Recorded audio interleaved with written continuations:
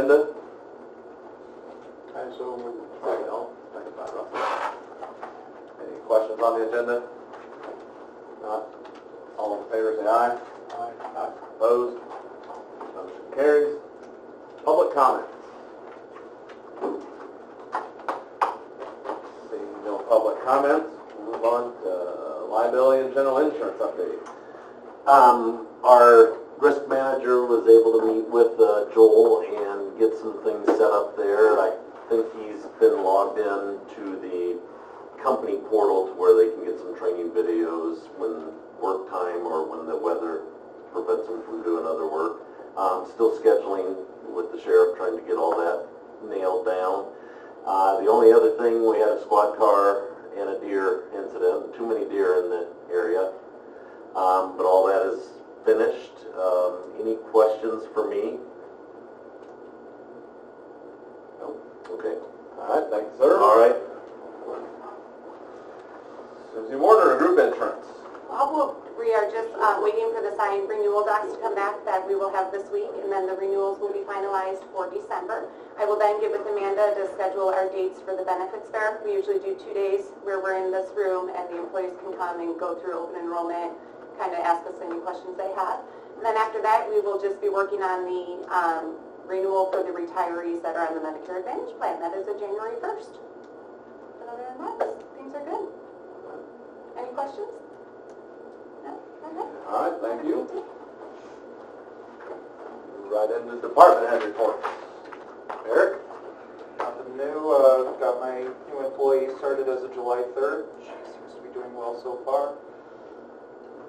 I'm hoping probably around September we should be able to get her on her own. That's kind of touch and go. They lead a pretty stressful position, so want to make sure that she's 100% before we go tossing her to the wolves, so to speak.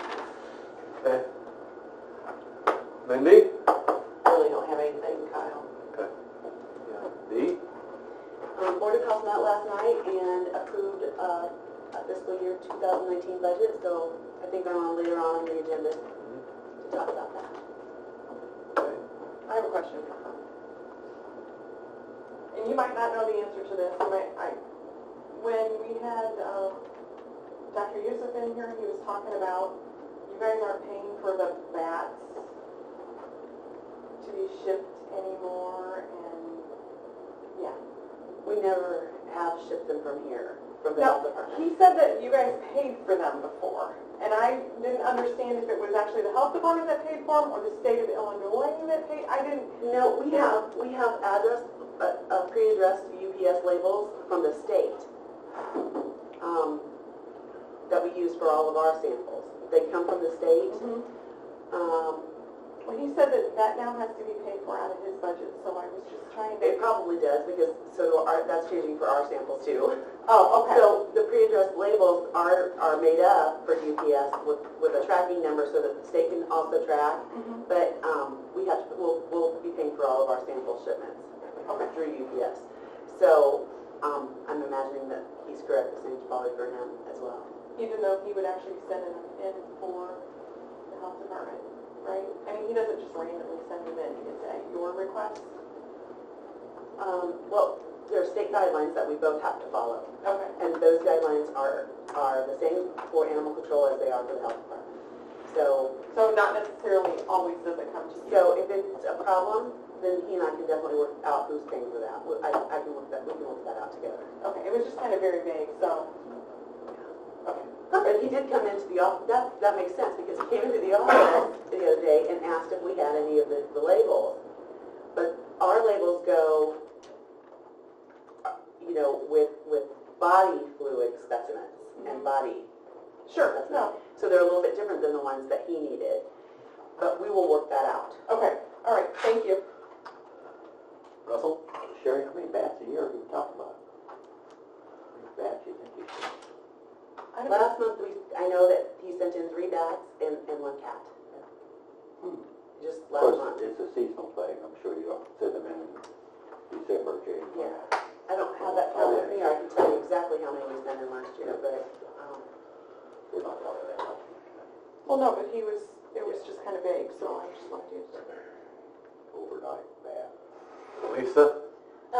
During my budget hearing, I asked for an increase for election judge salary. They currently get $100 base pay plus $20 if they attend class, plus they get $15 when they attend class, whether they work or not. I also took it to my to the tax committee because that's my committee, and just for their support, and they do support it. I'd like it to be done by resolution, so I have a resolution prepared if you want to. Sherry, can you pass this and start passing those around? It's just cleaner if it's done by resolution, so there's a paper trail of what's done. I want it to start with the November election because that's the first election of their term, their 2-year terms. And since that's not, budgeted for, I'm pretty sure I can get that increase out of my own budget, which is, depending on how many election judges we use, which depends on the election, approximately $4,000 per election would be the increase. And so I'm asking for your approval of the resolution to give the election judges an increase which they haven't had in over 10 years. Even with this increase, we're still lower than the counties surrounding us, but we have a lot of precincts. Maybe I missed it. Did you say what approximately the net Oh, I'm thing sorry. was? I told you what it was. So I'm asking for a $25 increase on the base pay alone. So so it would be a net of $25 per person times 37 precincts times 5 people. That comes out to between 5,000 and 6,000, but we never use 5 people all the time in all 37 precincts. And in consolidated elections and smaller elections, a lot of times we only use 3. So it's somewhere between, I think the average is going to be somewhere between $3,500 and $5,000 increase, depending on the election.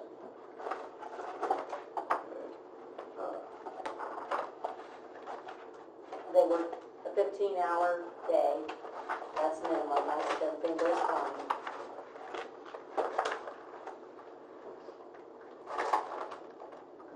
My first concern is it wasn't on the agenda, so I don't know. It wasn't, but if you We just send approve it it, it to would be on the agenda on the full full board. board. Have John put it on full board. Questions? Would we need a motion through this committee to make it go to the full board? I don't think so. John just puts it on. Okay. Any questions for Lisa on it? John will get it on the full board's agenda and take care of it on Tuesday, if not. I think it's a good idea. Anything else, Lisa? Nope, that's it. Tom? I don't have anything to do. Joel? Bob? Sheriff? Yes, I guess this is my time to get on my soapbox a little bit. I would like the committee to very strongly consider for the 19 budget the capital improvement that I submitted during my budget hearing.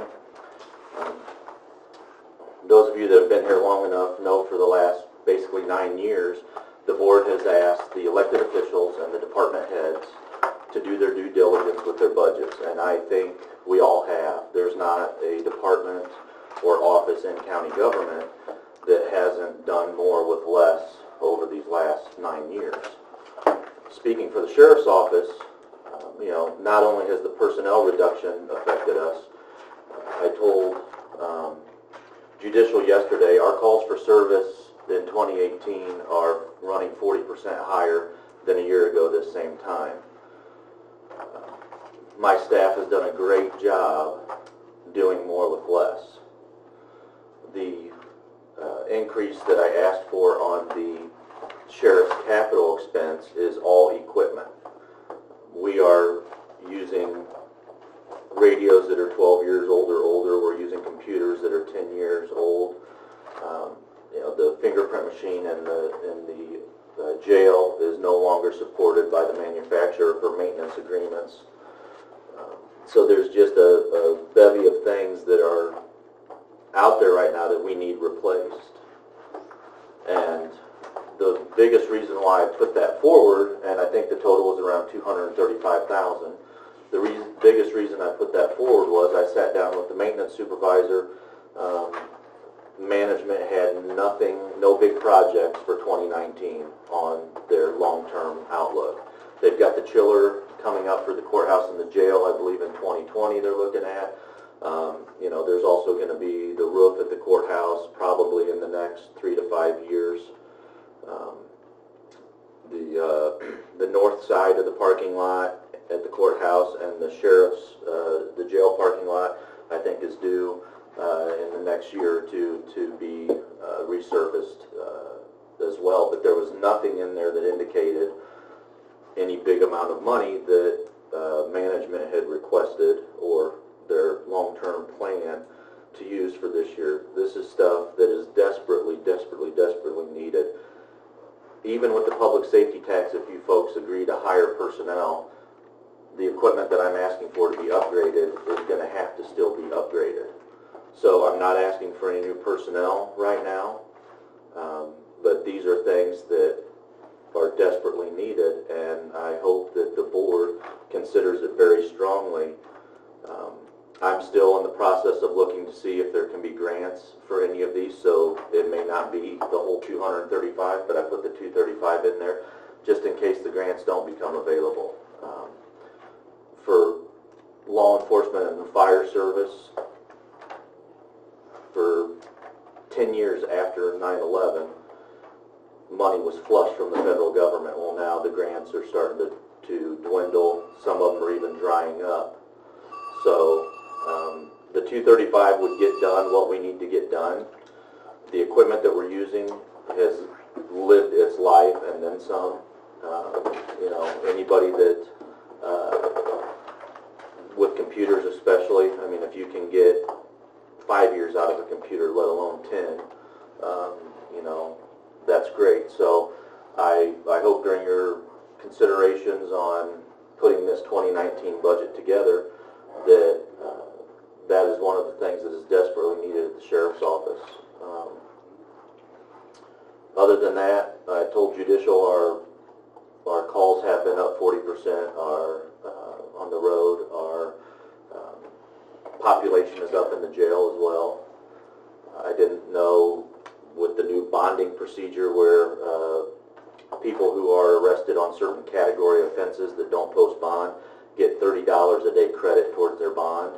So I wasn't for sure how that was going to affect our population, but it doesn't seem to have affected it to where it's going down any. Lastly, to kind of coattail off of the squad car that was being talked about that hit the deer, that actually happened, I think it was back in April or May. And what had happened was during routine maintenance, Drawleys found some equipment underneath the hood that were damaged and actually found pieces of the hide from the deer on those equipment. So we went back to the insurance provider and said, hey, look, there's additional damages here that weren't caught the first go around. So those were fixed, and we ended up getting a check from the insurance company to pay for that. So that's all I got. Do you have a breakdown of your 235 that you're... Yeah, off the top of my head, it'd be $50,000 for the computers, the mobile data computers, which go in the squad cars. $25,000 for the fingerprint machine. 3 new squad cars, which I didn't. Usually we go 2 squads out of the sheriff's capital. We're running. It's catching up to us now because we're not replacing cars as quick as we should. The Impalas are no longer available, so that is for 3 of the Tahoes on state bid. With the equipment and everything to initially get them going, it's going to be about $110,000 for 3 of them. And then 16 portables, I think, was around $16,000. And then whatever little bit we have left off of that was we have to replace warranted for 5 years. We got them in the late spring, early summer of 2014. They take about 8 weeks to get in once you're measured for them, so we're going to have to, whatever monies is after that, put towards the Bulletproof Vest purchases. And those range anywhere from roughly $1,000, and they're warranted for 5 years. I think that's everything. Radios, yeah. Actually, the radios would be $22,000 because there's 3 mobile radios at $2,000 each, and then 16 portables at $1,000 each. So. Any questions for the sheriff? Have you done anything with the USDA rural development grants so far as, I know Edwards County got like $21,000 to replace the squad car Yeah, this year. I have not applied through that. I do apply through the Criminal Justice Authority. Out of going back to the previous administration, when Eldon Sproul was sheriff, we apply every year for a squad car, and we've got one. It's not a guarantee that you're going to get it when and they look at several things. What we have to submit with that is what the budget is for the sheriff's office, what the budget is for vehicles, and then they also want to know whether it's a county, city, or whatever, whoever's applying, what monies are available in reserve. And I think, I'm assuming, which can bite everybody in the butt when you assume, but I'm assuming that sometimes when they look at these counties and municipalities that have monies in reserves, they're probably thinking, well, they're not as destitute as what they appear to be, and they can afford $25,000 for a car. Would be my guess, but we got a transport van back in 2004, and that was the only vehicle that we've ever been awarded through the grant process. All right, thank you. Thank you. Don, do you have anything? The review of financial policies, we're going to do that at the September Finance Committee meeting. So that's just on there so we don't forget about it. Next is the discussion and possible action on flood matters.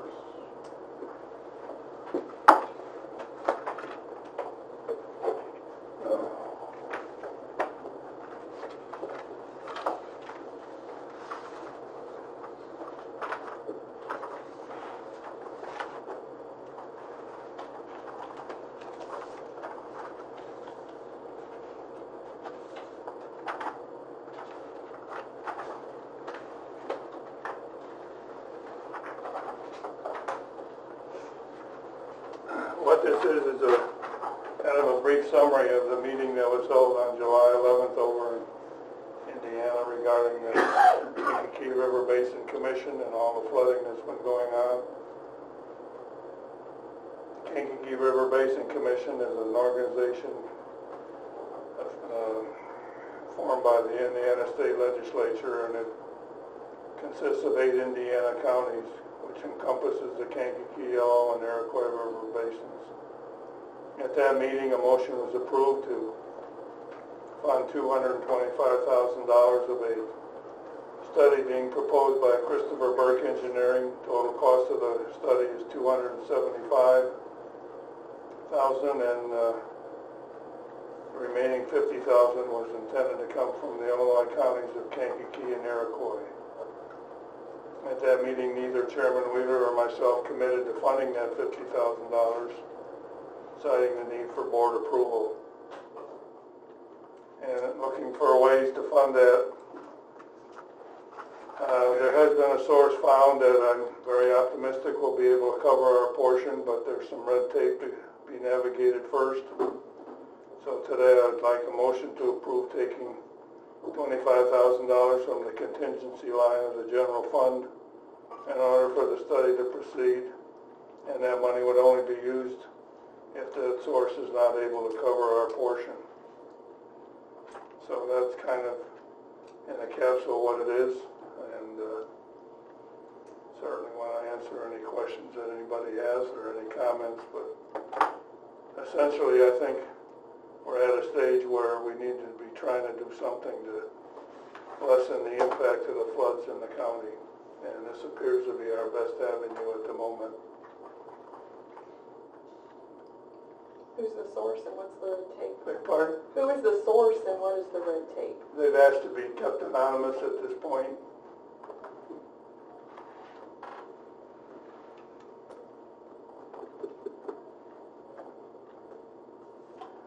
I think it's something we need to start exploring some avenues, you know.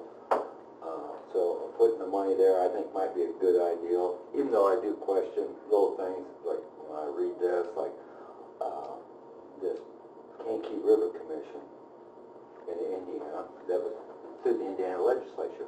When was that formed? I believe it was formed quite some time ago. Oh yeah, because I know I hear this, but at the same time, it's quite some time ago. Was this 1910, 1980? I mean, I don't have the Yeah. exact date, Russell. and I know it's been a long those time. things tell me a lot how things have changed and what the so-called initiative of the commission was, which is very important. I think in all honesty, if you look at the history of the thing, there've been a lot of things done in Indiana that have not been very beneficial or productive for Iroquois County as well as Kankakee County. And I think now they're beginning to recognize that. That's why they invited us to attend that meeting in July, and that they're seeking to try and get us involved in the whole process. Quite honestly, if something isn't done about the Kankakee River, the flooding in Iroquois County is just going to continue to get worse and worse every year, because I'm told that at one time in the Kankakee River, some of our board members, in fact, used to swim up there where the water was 20 feet deep, and today it's only 5 feet deep. And that just indicates the buildup of sediment and mud and sand in that river. It's gotten up to the dam in the city of Kankakee right now. So it's quite a long stretch of the Kankakee River, but I think the people in Indiana are starting to realize that when the rivers in Illinois get clogged up, it backs everything up over there by them. And some of the practices that they have followed have not been as productive as they thought they were. They straightened out a number of rivers and tributaries. They I believe did some dredging over there and some of the wetlands as well. And these are all things that have contributed to the problem here.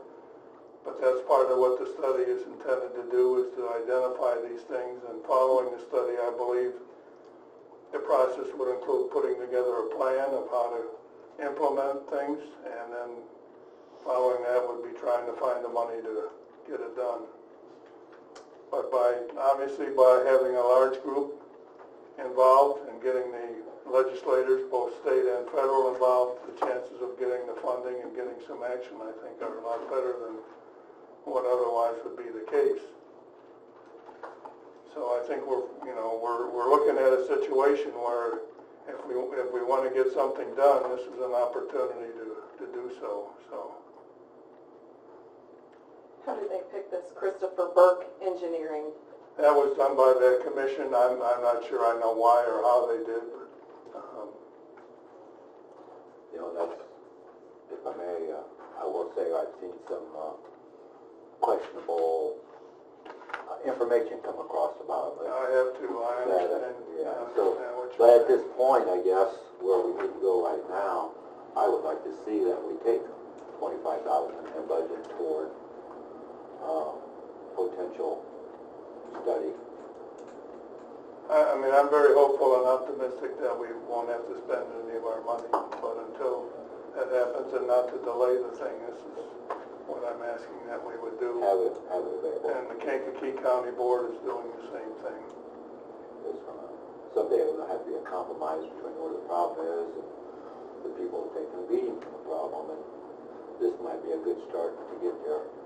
And I think further to that, in that last paragraph there, I point out about, I think that it would be to our best interest to try and become members of that commission, but because it's in a different state and because things have to be handled, a lot of red tape and everything to bring that about, but nevertheless, I think that should be our ultimate goal, so that we have a say-so at the table and that everybody in the river basins are on the same page and working together rather than... What's it take to get that? Probably state approval, Illinois and Indiana? I think so, yeah. I think that's a big, what certainly has to happen to get it going. I think the people in Indiana are receptive to it. I spoke with them about it, and they certainly indicated to me that they are. But obviously, and there were some state legislators from Indiana that were at this meeting on July 11th also. I've watched water issues all my life. Not here, all around the country. And you know what? It's always down to one thing.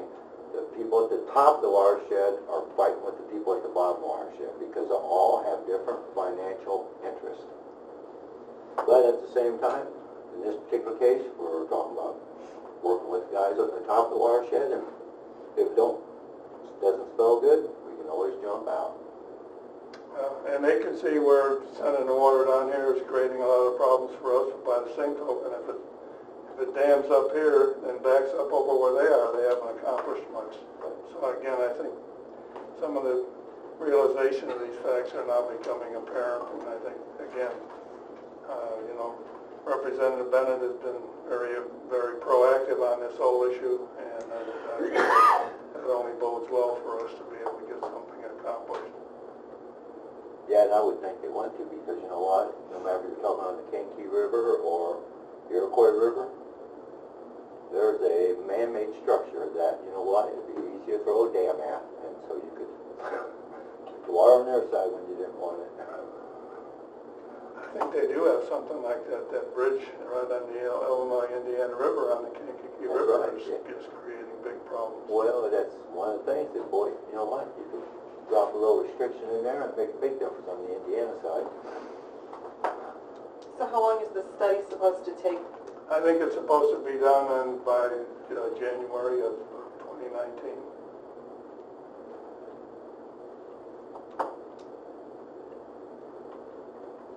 I would move that if we need a motion out of this committee, or at this point, we just need a consensus. I think a motion Yeah, that if we you're gonna spend money or the intent to spend money, we better. Yeah, because in this particular case, we move to put $25,000 in a budget line item in our 019 budget. You're wanting out of this budget. Well, we got $50,000 contingency this year, and I don't know that we have any. Or you want to use this year's money? Well, we have, like I said, there's a $50,000 line, contingency line in the general fund.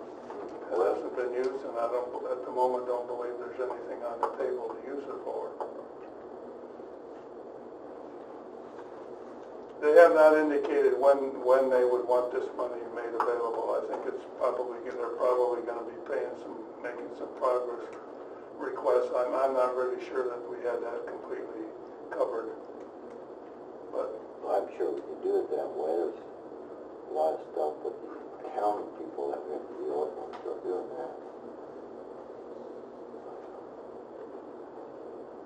What do you think, Charlie? Well, got a contingency fund, I think we could use it.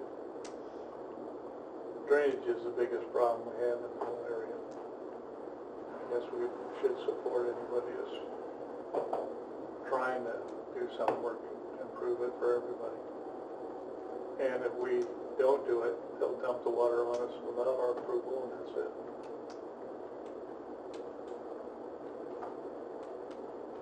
Without our input anyway. So, I think you want to make a motion to take it out of this year's contingency? I think it should come out of this year if we're doing it. Yes. I'll second that. No, I was relating to his motion that he made. Well, mine was working on next year's budget, so you're working on this year's budget. I just said yes to whatever you said. I didn't say anything. Well, thank you. They're wanting $25,000 from both counties. Did Kankakee do this yet? And they went through the I process. don't think their Yeah, board has well, approved it, their we- finance committee has approved it as far as I've been told. But they, But What's- their board meets the same day we do next week. Okay. Yeah, I got the language in front of me. There he is, it says he's got the language. We have highlighted by you were. It's the, move to approve taking $25,000 from the contingency line of the general fund in order to study and proceed only if not able to receive any other type of funding. Kankakee River Basin Commission? Is that what you call it? Yeah. Regarding If anybody's interested in looking at the contract that was proposed on this, I've given it to Amanda, she scanned it, it's available for anybody that would like to have a copy of it, so just see her about that. I think you ought to show it to our state's attorney. So our state's attorney have it. No. Maybe he should look at it. Probably don't want to look at it. It's a proposal. Yeah. we have a motion, and we got a second? We're still lacking a second. I took, See, I didn't make the motion. Yes, I'll second it. Okay. Any discussion? I think it's a bit vague, not knowing any more than what we know. Sorry. yeah, I will say that, but I do know that we need to do something to move forward. And right now, this has been out there dangling for a while. I've been kind of looking at it. You know, I got questions, but at the same point, there's enough players involved where if we get burned on, there's going to be some other people downstream that's going to get burned a lot more. True, but I think the taxpayers are getting tired of paying for studies that amount to nothing. Nobody goes any further with it because it costs too much and everything else, and I agree there's a problem, but I think every time that we throw money at the problem, we don't know what the intent is, it's another problem. Unfortunately, how the feds do things, that's where it's all bounced back to, is the federal government. But they don't do nothing unless there's already been a study done. That's right. Yeah, I mean, it's the red tape with the federal You government. have to have a study and you have to have a plan. Yeah. And again, as I pointed out, by having a larger group of people involved, the chances of getting something done are much greater. Obviously there is no guarantee. It's a massive project to clean out those rivers, and you're talking huge amounts of money. But by the same token, our government gives away a lot of money to foreign countries and all other places, so I think we have a right to speak up and ask for something here. I agree, but What kind of money does this commission have? And they're throwing $225,000 at it, what's their, you know? I'm not sure if I got anything in here. I might not have it here. Somewhere I've got, I don't have it here, but somewhere I got the minutes from that meeting, and that indicates their finances. I think each county that's involved contributes around $7,000 or $8,000 in dues every year. They do get some money from the Indiana legislature as well, that's appropriated for different projects on those rivers over there. But I don't know the exact amount of their budget at the moment. It's certainly nothing in any way, shape, or form close to what would be required. One thing that they have done is that they have determined on the Yellow River which has been one of the primary contributors of the sand and so forth, but they have found that instead of having the river run straight, the river needs to meander. That reduces the flow of the river, it reduces the sand and that being carried forward. And they've even figured out a way to take trees, certain types of trees, and stick them into the banks to help trap some of the sand and to help make the rivers meander more. And so, I mean, some of these are the kinds of things that may come out of the study besides cleaning the rivers out and so forth. But if they don't do things like that and just clean the rivers out, in a few years they'll be back full of sediment and sand again. You won't really have accomplished much. So that's all part of the study and all part of the plan that would have to be developed. it is gonna be huge dollars, and long term to clean these rivers, huge dollars that are just, I look at this as a token for the seed. I think to me, the point is too, that if something isn't done, where is that gonna lead us to? And the powers that be in Washington, they're gonna grease the wheel that squeaks the loudest. If we're not squeaking, they're not gonna send any money over here. They're not gonna say, hey, we need to do something there, that's up to us to initiate. With the weather patterns changing like they are, by the time they get this done, we might want every drop of water we can in our neighborhood. Got too much right now. There's a lot going on. It's just not here, it's all around the globe. The reason I'll second you, or that you're right, it's gonna be a lot of money, but had we started early, it might not be as much. If we start even later, it's gonna be more. there wasn't any money then, there's no money now, there won't be any money when you come 10 years from now. So we're coming proud. They're upside down already. All right, we have a motion on the floor and a second, but you read it back, Amanda, please. To approve taking $25,000 from the contingency line of the general fund in order for the study to proceed, and only to be used if the source is not able to cover our portion. Correct. Any last questions, comments? Not? Amanda, call the roll, please. Alf? Yes. Bills? Yes. Curtis? Yes. Johnson? No. Anderson? Passes to go to the full board. Next up, FY19 budget. A couple side notes here, but we'll start with D, if you would.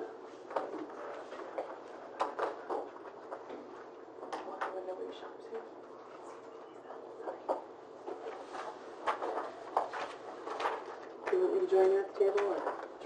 Okay. Take one down and pass it around. It was a late night last night. So the Board of Health met last night, and this is the budget that was approved.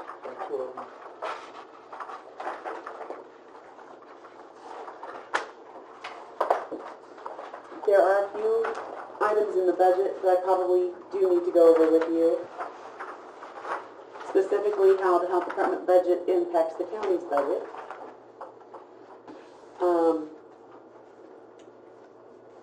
It was approved last night to, again, this year give the county information system fund line, so for IT, $10,000. And on the front page, under the, so I guess I should start at the beginning. So our budget's broken down into 4 divisions: administration, community health, environmental health, and senior services, which roll up obviously into one budget. And each budget, so there's a page for each one of those divisions. So the first one is administration, and if you'll compare the 2018 budget and the 2019 budget, the line items themselves there's not a lot of difference. But there, we added a line called other that had not been in the budget before. Do you see that? Last night, after much discussion, the Board of Health approved a contribution to, in the amount of $5,000 to county utilities, and an amount of $5,000 to county maintenance fund.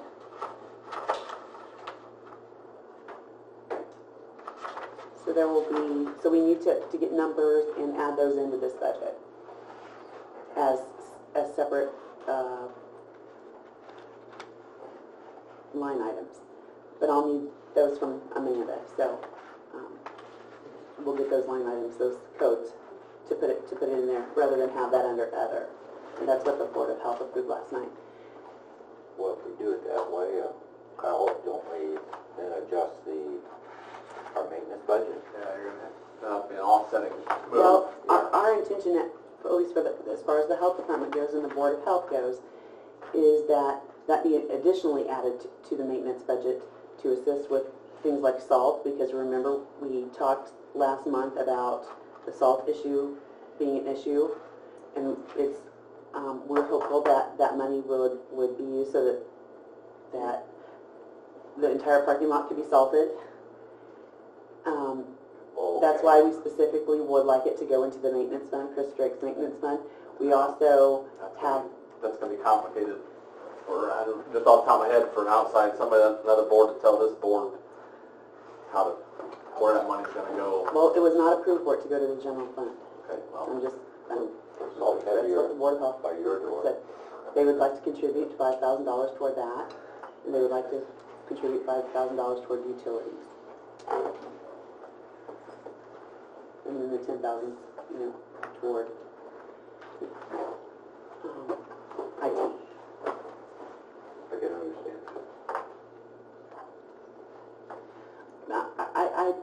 If you don't mind me saying so, Chris Drake has been a blessing to the health department.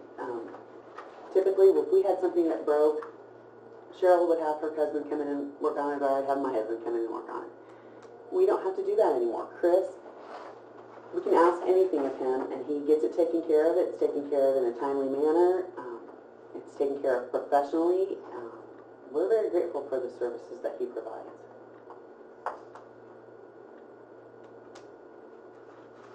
All over the place. Yes.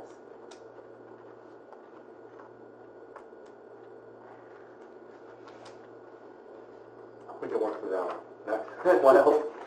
Well, I just thought I'd let you go look at the, if you want to do a comparison and see if there were any, major changes, if you want to discuss those, we can do that. The Board of Health is asking, and I, are asking we'll be asking the tax committee to leave the tax levy for the Public Health Department at $316,000, which is at 53.6% of our max tax levy.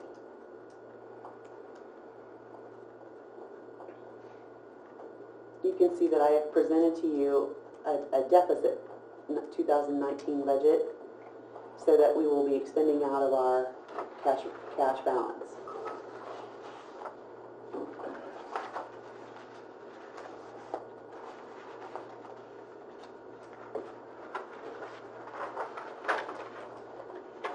And that amount we'll be spending out of the cash balance is found online on the first page at the very bottom where it says net income. That's the total amount we would be spending out of cash balance. On the following 3 pages, you'll notice that tax levies money is used to zero out those. And that would be found at the very top of each page. So you can see exactly where that $316,000 is going and into which departments and what it's being used for.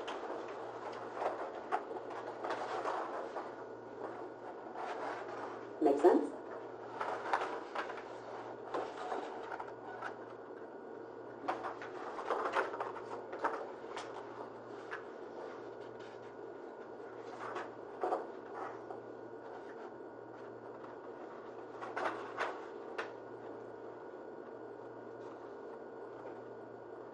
If you look at environmental health, I don't know, do you all want to stay on the same page, or you just want to look through it and ask me questions, or how do you want to do this?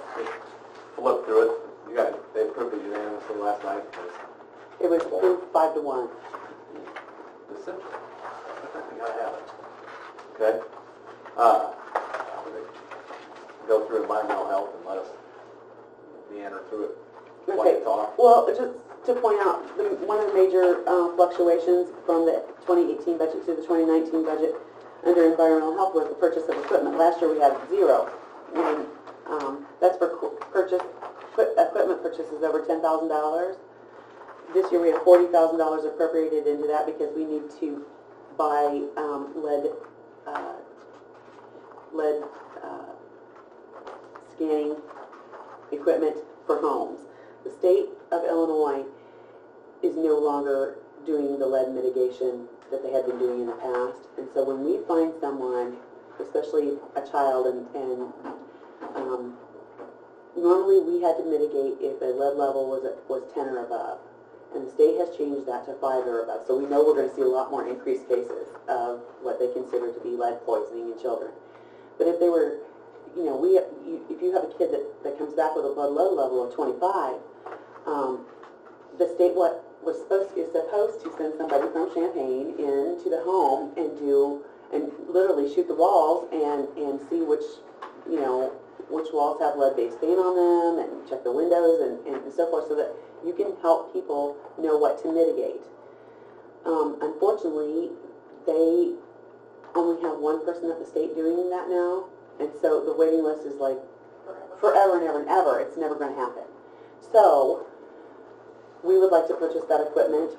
Years and years and years ago, Fort Detroit Public Health Department had that service, and they used that equipment from the state, and Terry Iman would go out and do that service for people. But we would like to purchase our own equipment and provide that service to the county residents who need it, because we all know that children who have real high lead levels have very distinct and very disturbing developmental problems, and if we can prevent some of that from happening by helping people know what to mitigate in their home, it could make a huge difference for those children. We went through something in the industry on it, that there is lead and stuff that you would never guess. Like the grips on your bicycle, the rubber, there's lead in it. And so they had to change grips to be consumer friendly for children's toys. Lead poisoning is something that people should take very seriously. More than just paint. Yeah. But this is just going to look at paint. Well, we'll be looking at other things So we within the can home choose as the well. furniture and check our furniture. You can shoot hardwood floors and the walls and stuff. The only thing you can't in a home that it won't register in a home is like carpeting. That's a really cool piece of equipment. Yeah. So depending on that, we budgeted $40,000, because depending on what type of machine we decide on, they range anywhere. You can get cheap model for $12,000, but you can get an expensive model for around $40,000. We thought we'd go somewhere in the middle, and if we can find one, this one that the state is using right now, they told us that they've had for 10 years, and 10 years ago it cost them $18,000. So, I mean, if we could find one in the $20,000 range, we'd like to buy 2 of them. And then when you go shoot at home, it doesn't take all day. You can have 2 people doing it in half a day, you know. So, because that's hard for people who work, to ask them to take a whole day off work or, you know, find time. But most people who have children with high lead levels are also seeing effects on their children and are very anxious to get that mitigated, or at least to find out what's causing the problem for sure. How many cases you get? Last year we had 6 that we had to mitigate, but remember last year the state Changed the changed, formula. well, they're changing it for this year, so last year it was still 10 and above, this year it's 5 and above. So we're going to be obligated to mitigate, or case manage, and there's a difference between a case management of a case and a mitigation of a case, but we're obligated to case manage anyone that has a lead level of 5 or above. You mentioned that, first ask, is there a lot of the lead poisoning and carpeting? No. Okay, then there's no worry about it. No, it's not. Nothing is, No. okay. I was gonna say, is there something that will take this carpeting? No. Most of the time, it's you know, going in, assessing the home, shooting, you know, the walls and the floors, the windows, you know, that's where you get the paint chips, you know, and then going over with the family which walls, you know, have lead on them, even if they've covered it up with a non-lead-based paint. They may have to strip it, and going over what they need to do. Covered. To come, yeah, Sheetrock. yeah. And do all their options. I know that's what they did at the post office years ago when there was a major project to get rid of the lead in that building, since it was the old post office that had lead. They had a company come in and spend about 3 months, and after they spent 3 months trying to remove the paint, they decided, you know what, the only thing they could do is cover it. And they basically drywall over the top they exist. So subsequently, the training obviously has we have more in the training budget, because we'll need to send people back for training, even if they did it years and years and years ago, things have changed. So.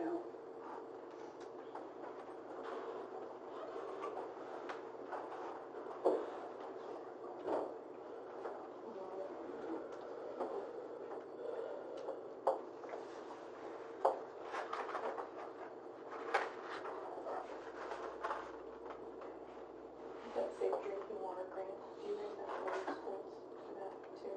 Or is that, I know they did that big thing last year about. It depends on how they test out. It depends on how So do they you guys test have out. to test them, or is that like a mandatory thing? or Usually is the schools are really good about coming to us for testing, yeah. They really that are. compliance? Mm-hmm. We are extremely lucky because, as far as the food sanitation regulations and the drinking water and even the, lead testing for the water, for lead, the schools have been very cooperative with us. We have been very fortunate.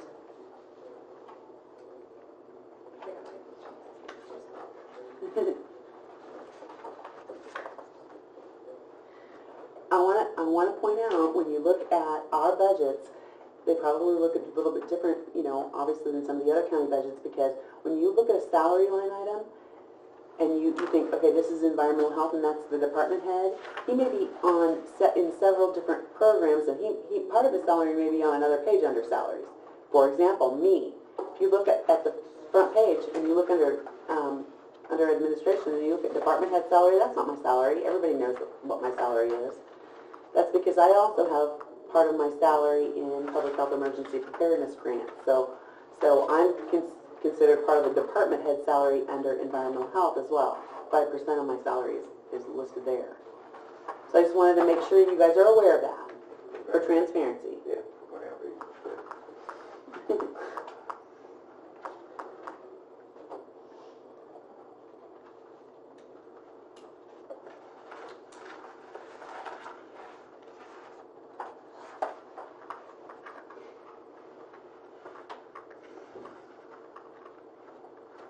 Dear, did you get a copy?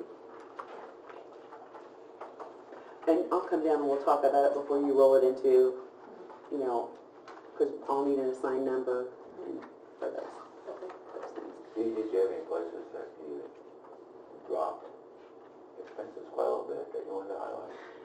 Our immunization expenses dropped by, if you look at those, dropped by over $10,000. We're not the only people in town giving immunizations anymore. So those expenses go down, and subsequently so does the revenue, which is okay. I mean, we want kids to get immunized, and it doesn't bother us if they go to the doctor's office and get immunized, as long as because if there are communicable diseases out there, we're the ones that have to do the investigation, and that's a lot more complicated than giving an immunization. Yeah, a lot of box stores are getting involved with it.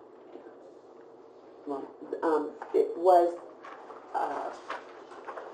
and that may change again, because the managed care organizations are reducing payment costs for immunizations.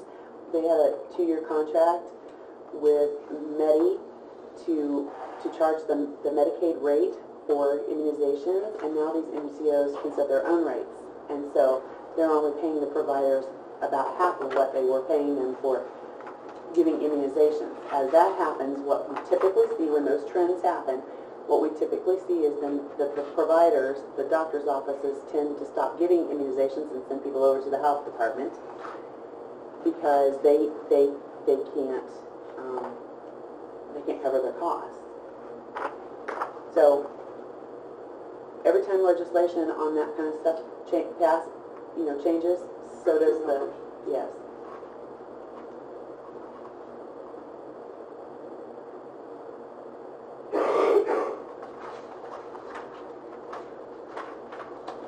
And typically, the ones that they send over are the children who qualify for the VIP program, the Vaccines for Children program.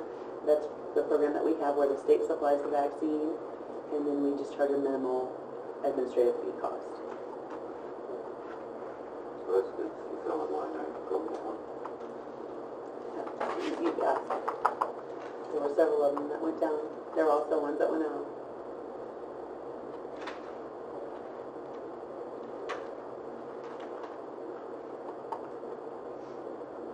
currently going through quite a few staffing changes. We have full-time people that are going to part-time, we have full-time people that we're hiring to replace other positions. We're switching things around. One of the important jobs is for me to assess which departments need help and which ones don't, and so I think over the last 4 years you've seen me do that quite a bit. If I need to lay off, I lay off. If I need to increase, I increase, but we are still, because I know your next question, Kyle, we are 11 at full-time staff, which is what we came over with. We are currently at 7 part-time. We came over with 5, and then 1 PRN. And our PRN person is only budgeted to work 12 days out of the year. So we are 2 part-time people up from where we came over, Kyle. Those part-time people don't affect the county budget at all, because I pay I pay all of our employees unemployment, I pay their workman's comp, we pay their liability insurance, we pay, everything, and if they're under 1,000 hours, which they are, all the part-timers are under 1,000 hours, so they aren't eligible for IMIF, so it's not at a cost to the county, it's a cost to the health department.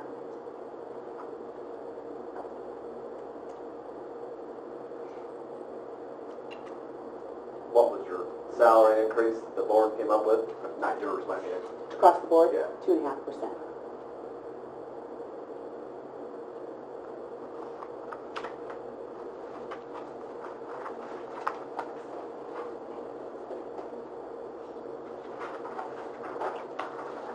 Anything else? Anything from the committee? If you're looking over the budget and you have specific questions, please come see me. I would be happy to go over it with you. All right. Thank you. Thank you. Next up, ETSB Joint Dispatch, Eric. ETSB has decided to table their budget conversation for this upcoming meeting, so I really do not have anything specific to talk to for ETSB. Amanda, did copies of Joint Dispatch get passed out? Perfect. A majority of this budget for Joint Dispatch is salary. I tried to keep it that way with very, very little changes to the actual budget. One of the larger line items that has been added in, which you have not seen in years past, is mileage and travel. That was done intentionally because after a conversation with Anita before she had left, was a lot of that was also being thrown into the training budget. Because ultimately that's why they're going somewhere. So it made sense. I feel that this makes more sense because it's more specific as to what's happening with that money. One of the other challenges that we're currently having is obviously at present we're down our finance director. So as you can see at the top, revenue is probably one of the larger challenges. I do not know the formulas that were used in years past to determine what money was coming from where. The one thing that I can talk to is the ETSB and the amounts that they contribute. I checked in with Carl Pound, who's the Illinois State Police. He's their finance person there.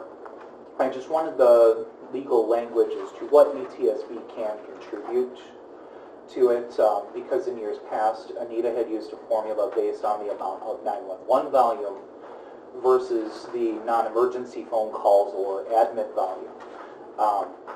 It was used at 34% last year, or thereabouts. It was a decimal number, but long story short. This year, it looks like the actual phone volume is right at about 19% of total volume, so emergency volume is way different from the calculations that I'm using. That could be just a difference in who's looking at the reports. There may have been additions in there that I was not aware of since I took over 911 after NIDA's retirement. So that is one of my larger challenges. Going to the ETSB budget, I have requested ETSB to contribute $150,000 flat number. I checked within the legal language for it. I did get some information from Carl Pound, which I'll be happy to pass around if anybody would like to look at it. Pretty much ETSB can contribute a set number if they would choose to do so. So this past year for 18, it's $148,625. You can see as the transfer from 911. I thought it was definitely fair for us to continue to play in the ball field.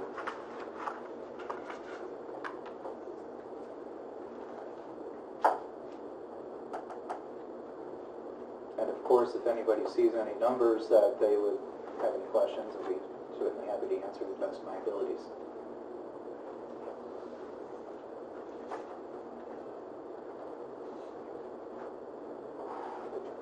Biggest thing that stands out is salaries. Yep, I tried, like I said, I tried to keep it minimum. When you look at 2017, we spent $327,000, and this year we're going to spend $479,000. Oh, yeah, we have spent 479, we got Yeah. several months to go. Yep. Forecast is not gonna be right, but that's not gonna be. $830,000. Their back pay is also added into that, so that makes I a, did that assumption. Yeah, the numbers. that makes a huge variance in their calculations for their salary. Is I took their Bottom line, $100,000. maximum salary of what they had and multiplied that out times the $2,080 that they'll be paid across the calendar year, and then added in for potential overtime. And I hope we got what we negotiated for.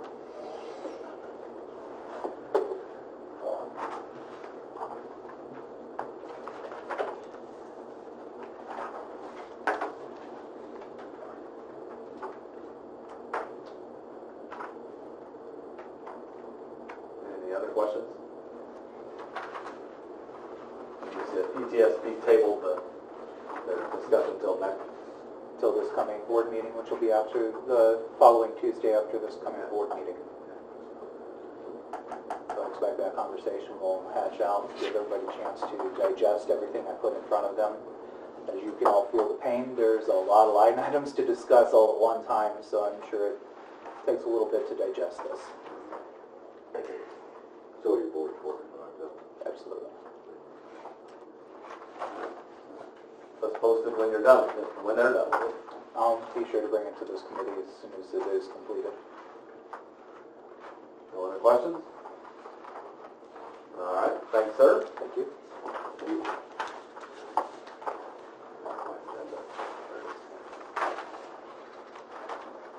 On the same FY19 budget item on the agenda, Amanda's got some of the revenue sources, lines done. We're still a third of the way to go, probably. Talk with Mindy, talk with a couple of the elected officials and department heads to finish that part of it. Gonna let Amanda get through this week of her regular job and the beginning of next week, and then probably about Tuesday at 1 o'clock, make her start turning back to this and try to finalize this. We should look at setting probably a special meeting to talk about, to get through part of this, see what the revenue is, see what the net negative number is. I guarantee you there will be a net negative.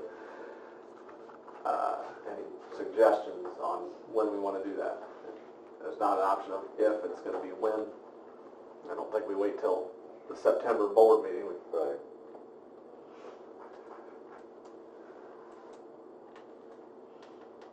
What would work? I mean, get it through Tuesday, and how far after Tuesday are you? Is that also payroll week? Next week's people will So be maybe the following. probably, yeah. So we'd be looking at 20th through the 24th. Anybody got an idea? That's good for your schedule. The 23rd, Yeah, 24th, if we Yeah, go the most for Gemini important thing. Yeah. Perfect.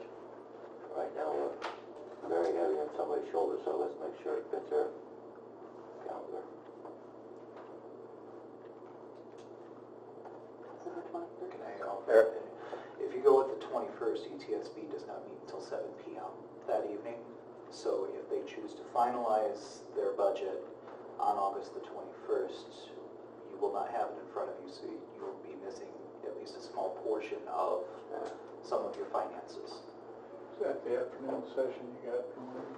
The 22nd, the whole boardroom has been reserved for the entire day. I've got a company coming in to do a demo for our CAD system On the 22nd? on the 22nd. Yeah.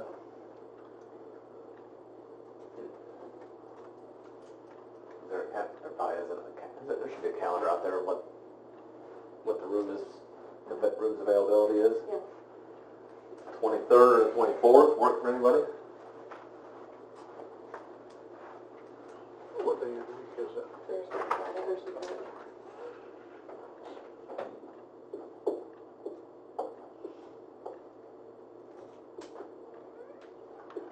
Never mind, does the 24th work for anybody? Prior to the I mean, you morning. could do the 23rd in the morning, be fine, or any time on the 24th, it looks like it'll be available. Morning works for me. Thursday morning, Thursday morning, 23rd? the 23rd.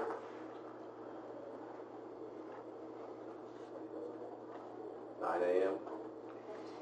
Well, verify that that's correct. Have Amanda send out a reminder or an email of some sort. Anybody else have anything on the FY19 budget?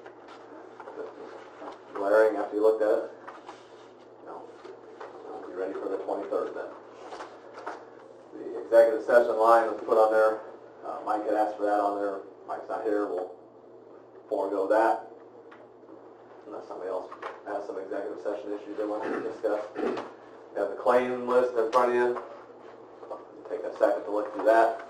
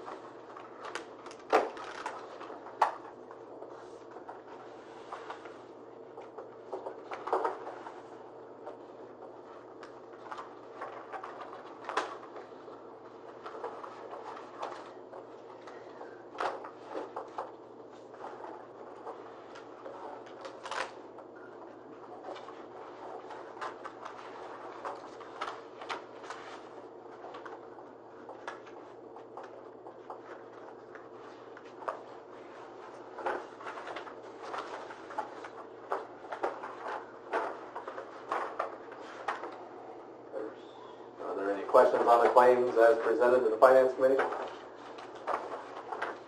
not, I'd entertain a motion to approve the claims. Mr. Curtis, is there a second? Mr. Alt? No questions? Amanda, call the roll, please. Paul? Yes. Bills? Yes. Curtis? Yes. Johnson? Yes. Anderson? Yes. That passes unanimously.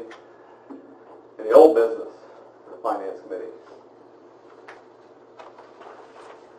None. Is there any new business for the Finance Committee today? None. Entertain a motion to adjourn. So moved. Rest of the bill, is there a second? Mr. Curtis, all in favor, say aye.